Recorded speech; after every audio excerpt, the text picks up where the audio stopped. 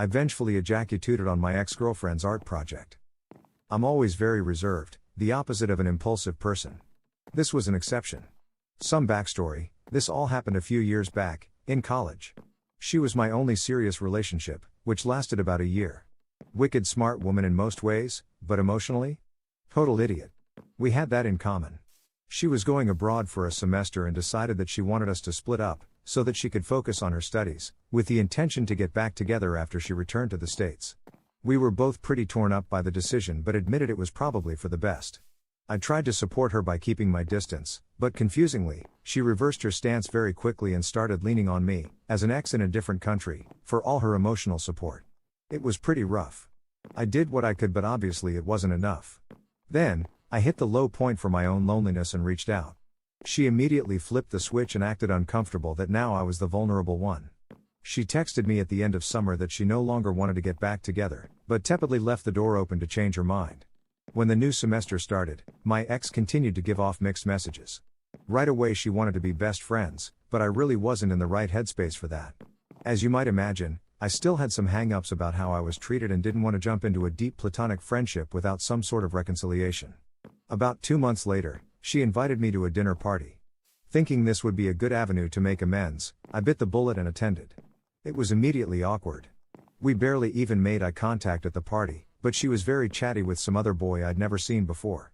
Turns out that in addition to her bitter ex-boyfriend, she also invited the guy she was currently sleeping with to the same party. Whoops. This already felt like a slap in the face for me, but just as the party was winding down, she couldn't even wait until I'd left the room before grabbing the other boy's hand and walking up to her bedroom with him. It sounds hackneyed, but I never truly understood what people meant by heartbreak until this moment. The entire center of my body felt like it had run out of batteries and just shut down, sitting like a lump of cold metal in my ribcage. Once I had stumbled home, I swigged some suspiciously cheap vodka and contemplated carving my ex's initials into my arm with a pocket knife. I was badly out of sorts.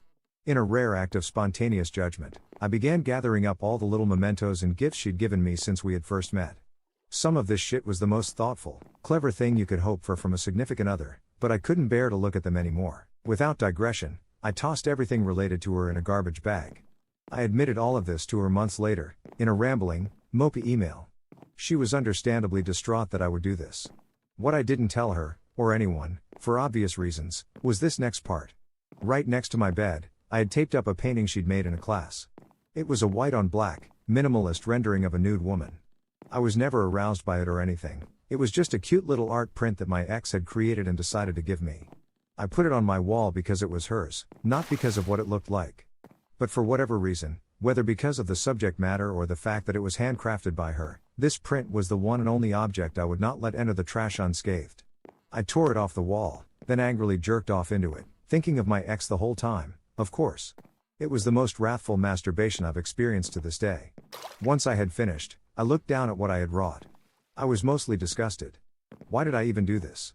But, something about the contrast of a white puddle on a black canvas, obscuring the image of the nameless woman painted there, well, it was oddly aesthetic, in a childish way. And fitting. This wasn't my intention, but at that moment, I felt like a bit of an artist. No way in hell this nasty thing was going back on the wall, though.